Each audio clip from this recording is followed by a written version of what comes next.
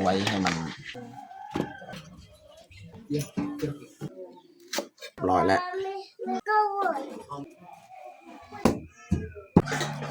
เอาลาบของแท้ก้อยหอย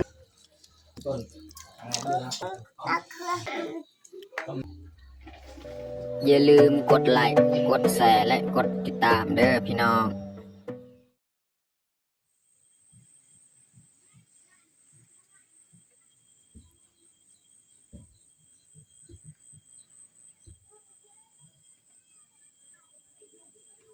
ครับสบายดีและก็สวัสดีเบิร์ดสู่ครูสู่คนเนาะยินดีต้อนรับเขาสู่สองบ่าวยืงเนาะแล้วก็ตอนนี้ก็บ่าวยืงนั่งอยู่ส่วนครัวนี่ส่วนหลังบ้านของเรานี่ตรงนี้นะแล้วเราสิมาเก็บพืชผักเนาะสำหรับตอนแรงมื้อนี้เนาะเราสิเก็บพืชผักแล้วก็มาเฮ็ดอาหารเนาะแล้วก็แรงมื้อนี้ก็แม่นข้อยสิมานึ่งข้าวเพราะว่ามี FC อ่า2-3 คนเนาะคอมเมนต์บอกให้เบายืงเฮ็ดข้าวมันต้นเนาะเพราะว่าข้าวมันต้นนี่ก็ดนแหละเบายืงก็บ่ได้เฮ็ดดนประมาณเดือนหนึงแล้วเบายืงก็บ่ได้เฮ็ดข้าวมันต้นแล้วก็แรงมื้อนี้อีกข้อยสิพาทุกคนมาเบิ่งนะเฮาสิมาเฮ็ดข้าวมันต้นเพราะว่า FC 2-3 คนหั่นเพิ่นคอมเมนต์มาว่าอยากเบิ่งเนาะวิธีการเฮ็ดข้าวมันต้นก็เลยเบายืงก็สิจัดให้ตามคำขอของเพิ่นเนาะแต่ว่าก่อนเฮาสิไปเฮ็ดข้าวมันต้นข้อยสิเก็บพืชผักก่อนในสวนนี่ข้อยเก็บพืชผักแล้วก็ไปมาข้าวการเฮ็ดข้าวมันต้นนี่แม่นเฮาต้องได้มาข้าวก่อนเนาะเพื่อจะเฮาไปผสมเนาะเฮาต้องได้มาข้าวไว้ก่อนหรือว่าแช่ข้าวสารไว้ก่อนเนาะแล้วจึงมาเฮ็ดโอเคบัดนี้ข้อยสิเก็บพืชผักในสวนครัวนี่ก่อนเนาะเพื่อเอามาเฮ็ดอาหารแรงจักหน่อยแล้วก็จึงกลับมาเฮ็ดข้าวอยู่บ้านเนาะอยู่เรือนเนาะแต่ทุกคนติดตามเบิ่งติดตามชมแบบยาวๆเลยนี่เก็บเลยเนาะผักของเฮานี่ดอกแล้ว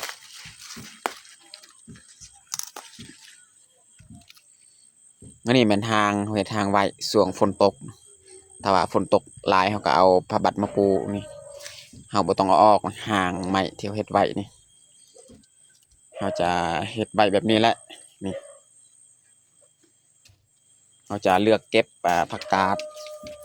ดอกนี่ดอกแล้วสุนี้นะ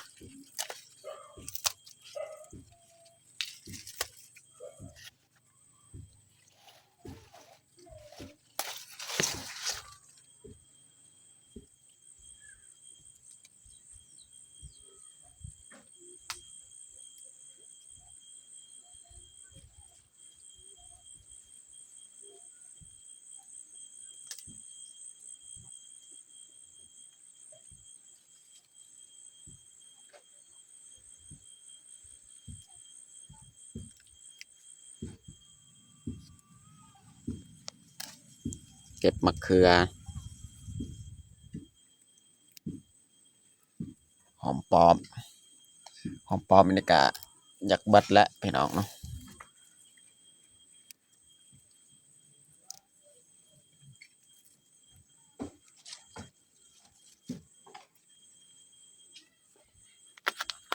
นี่หอมเปรย์นี่มันเกิดเองนี่เฮาบ่ได้ปลูกนะหอมเปรย์นี่เกิดเองตามธรรมชาติเลยผักกาดดอกนี่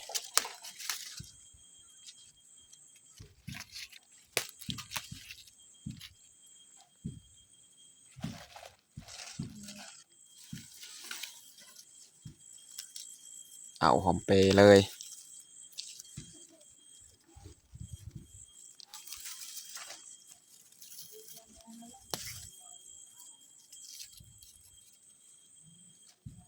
โอเคแล้วสำนี้เนาะ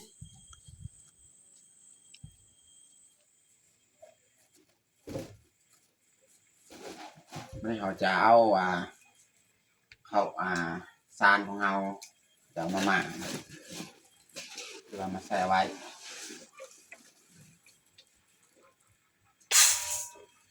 เอาจอบครึ่งเนาะนี่ มาณนี้แหละตัวนี้นี่เฮาบ่พัดเพราะว่าตัวนี้นี่เมียพัดแล้วและข้าวสาร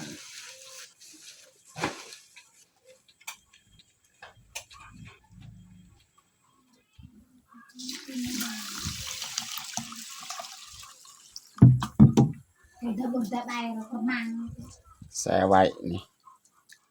ประมาณจาก2-3 ชั่วโมงเนาะแช่ไว้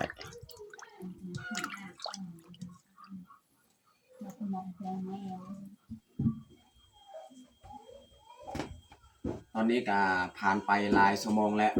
กับข้าวที่เฮามาไว้บางทีแล้ววันนี้เฮาสิเอามันของเฮานี่แหละ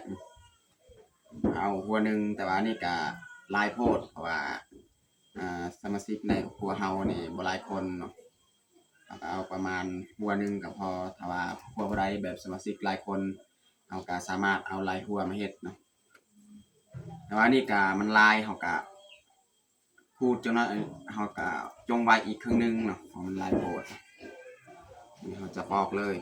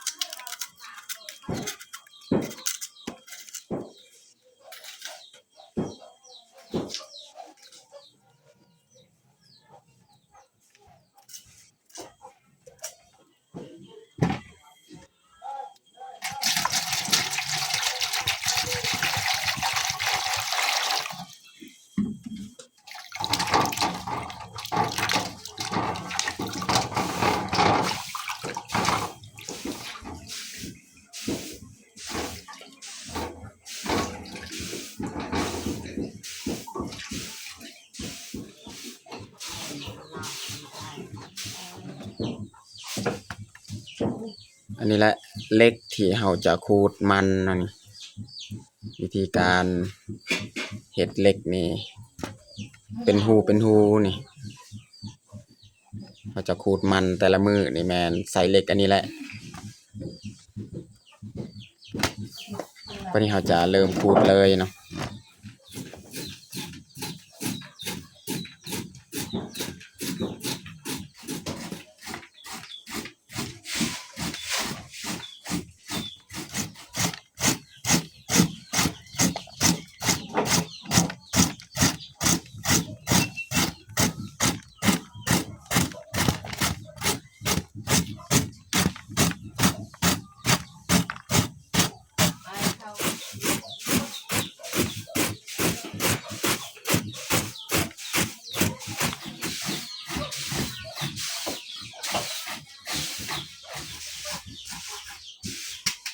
เอาละนี่เนาะตัวนี้เนี่ยมันแพงเลยขูดบ่ได้วันนี้เราจะเอาข้าวที่เรามาเมื่อกี้แหละมาผสมใส่มันของเรา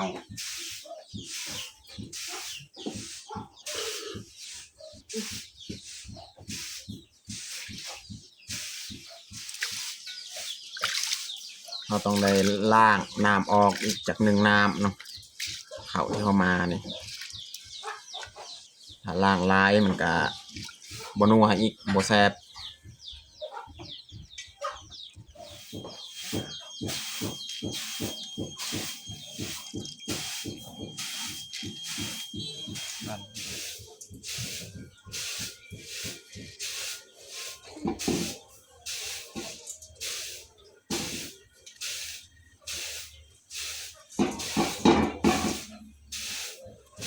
นี่เราจะผสมเลยเนาะ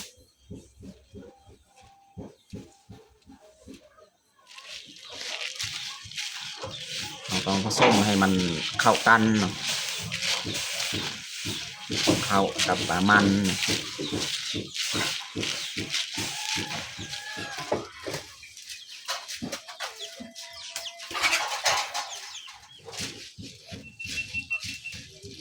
ในเขาผสมกับเรียบร้อยเข้ากันดีแล้วเดี๋ยวเขาจะยัดใส่หวดเลย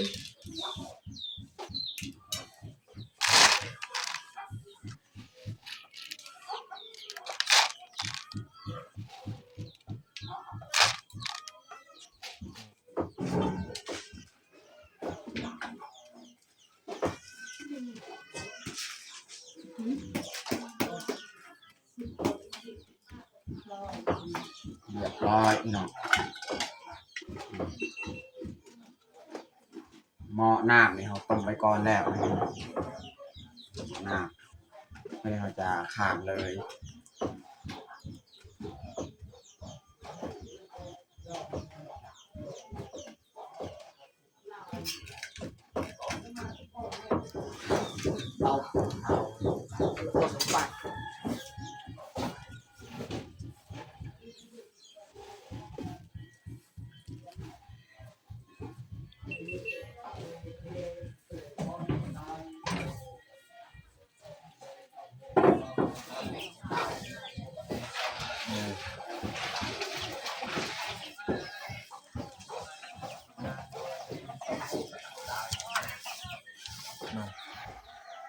ตอนนี้การเรียบร้อยเนาะ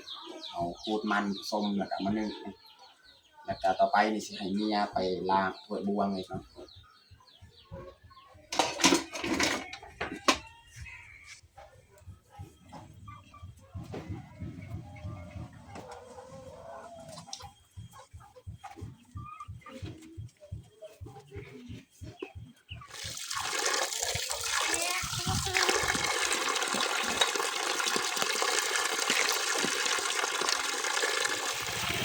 Berenang dok.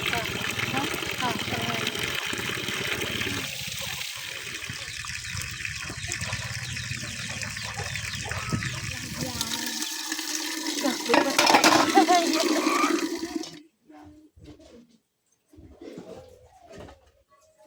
นี่มันยังเปิดปะ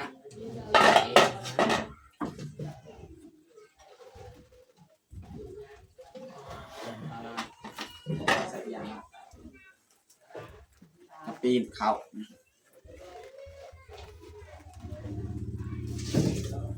เล่นมาเดิมนะ Để chị coi như เอ๊ะหนักกว่าบ้านไปดูกับเพชร ตอนนี้ก็สุกเรียบร้อยเขาของเราอันนี้เราจะป้งมาสวยเลย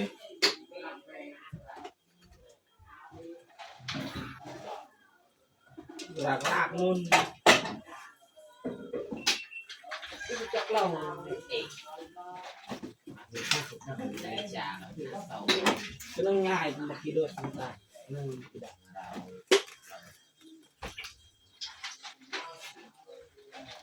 ง่ายที่เราจากลานาเป็นอาจารย์เนี่ยเขาจะ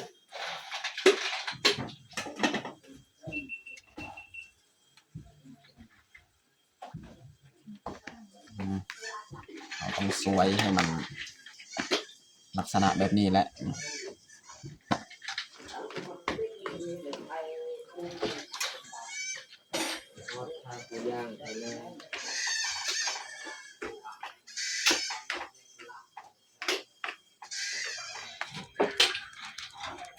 มี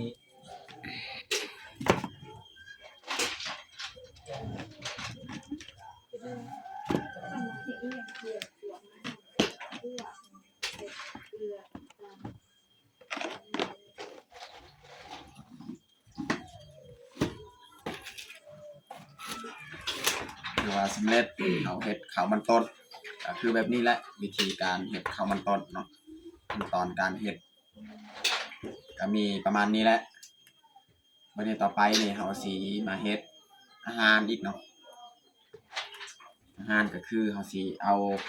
ผักที่เขาเก็บนี่แหละมาเห็ดสีเห็ดป่นเนาะเพราะว่ามีเขียดของเขาเนาะสีเห็ดป่นแล้วก็ลวกผักที่เขาเก็บน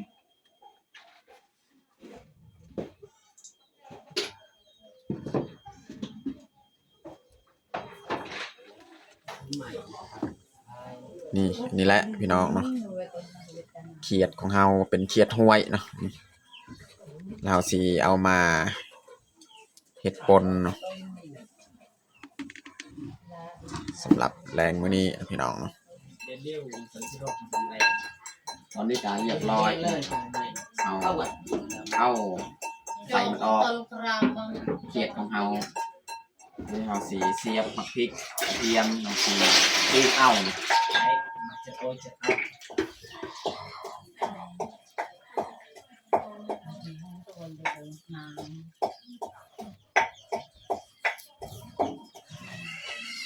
เราทั้งจานใส่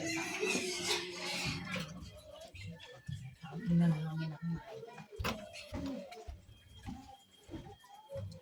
เยอะเกิน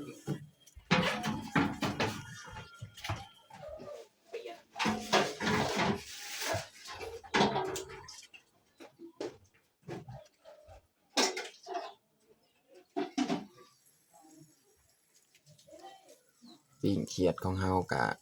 ไก่สิสุกละ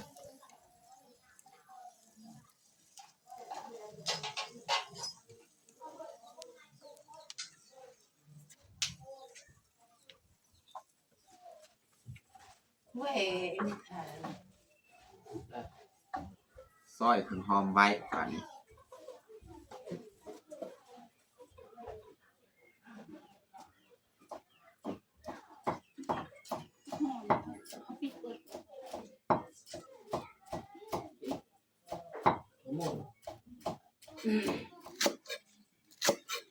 ซอยหอมบัวอันนี้แม่นหอมเปรย์อันนี้หอมปลอมนะทำไปแล้วจะทำไปเลย ตอนนี้ก็สุกเรียบร้อยแล้วปิ้งเขียดของเฮาไม่ต้นไม้ล็อกลงมาเราทำบ้างวะทำไปทำตาม เราจะตั้มบอลเดียวเลยตั้มพริกกระเทียมแล้วก็เขียดของเฮาตั้มรวมเลยให้ฮักกูหอมกิมไอไก่กบเขียดกบเขียดเขียด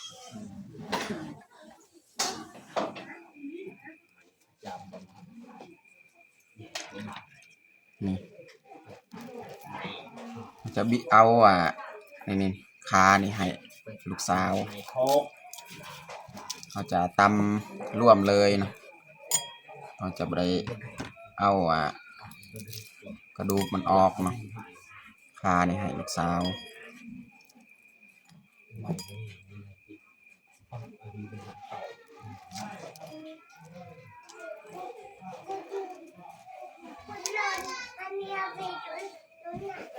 ก็ใส่เกลือก็มีเหล่าน้ำวินแล้วเสิร์ฟน้ำปลาก่อนใส่ผงนัว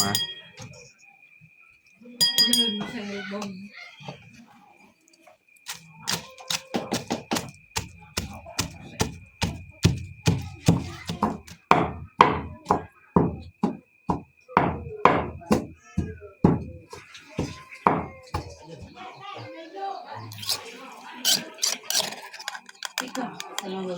ตำแรกกับประมาณนี้แหละพี่น้องเนาะ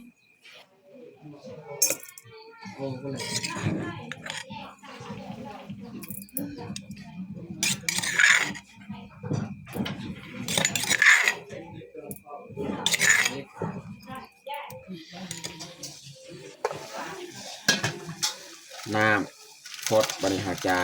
เอาผักกาดของเฮานี่ลงเลย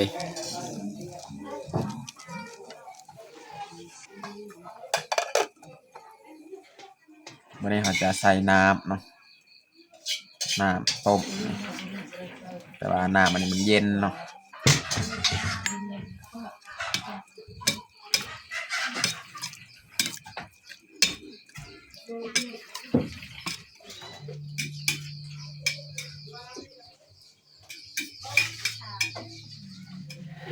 ใส่ ส่ปลาแดก เป็นใส่น้ำปลาเข้มเกลือใส่น้ำปลา วันนี้เราจะใส่เครื่องหอมเลยนะพี่น้องเนาะใส่หอมบัวนี่ใส่หอมเปรย์แล้วก็หอมปลอม ว่าจะขุ่นอย่างเข้ม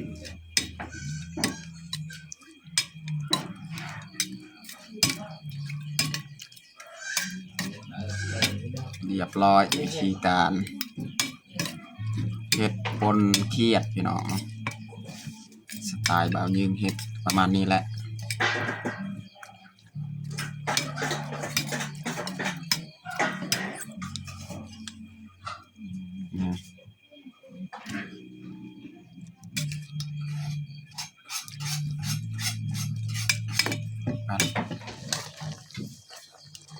สุกเรียบร้อยลวกผักของเรา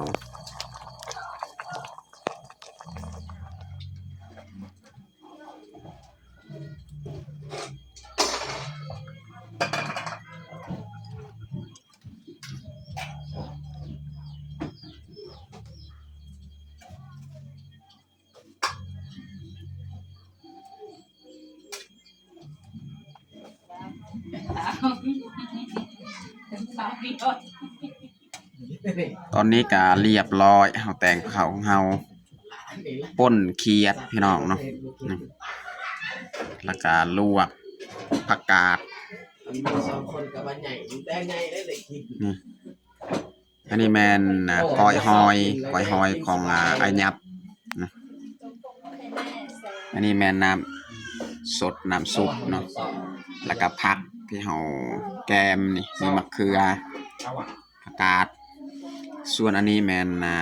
ลาบกระหอกที่พี่น้องแบ่งมาให้เนาะเพราะว่าเฮามีพี่น้องหลายก็ต้องมีเขาเจ้าแบ่งปันให้เฮาถือว่าอาหารมื้อนี้ก็ครบสุดเลยพี่น้องเนาะนี่ก้อยหอยลวกผักป่นเขียด มันเผ็ดดอก ลาบปลากระหอกนี่ตัวนี้แหละของแท้พี่น้องลาบของแท้เอา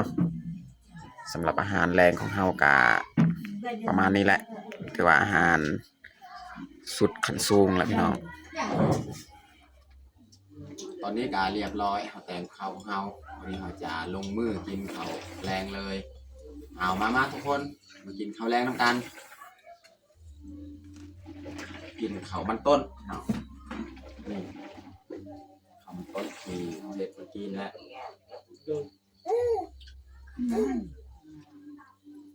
น้องแย่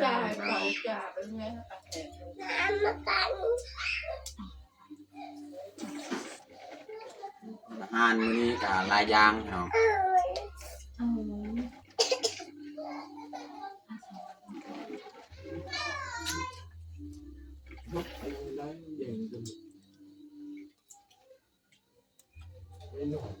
คนเครียดนี่เขาก็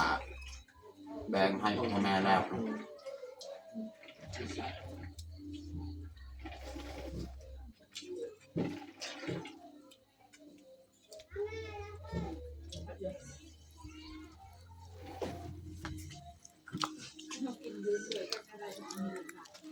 ก้อยหอย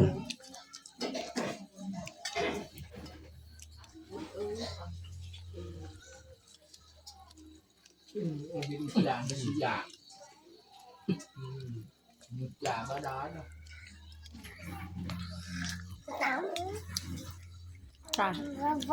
ปีนี้วันต้นเดือนก็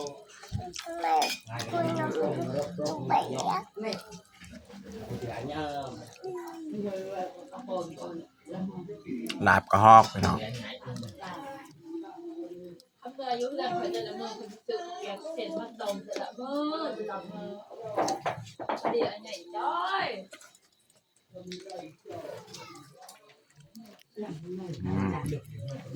ปั่นข้าวมันต้นคุยกับปลาป่นเขียดพี่น้อง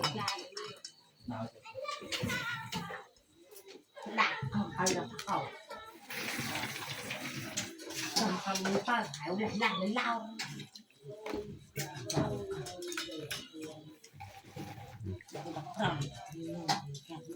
เดี๋ยวน อนหลาย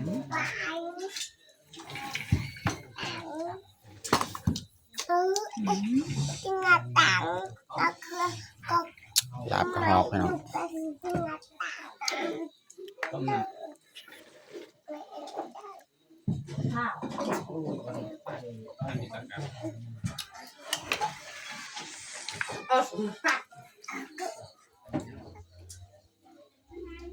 น้องพลอยกินข้าวเปียกต้มชะนี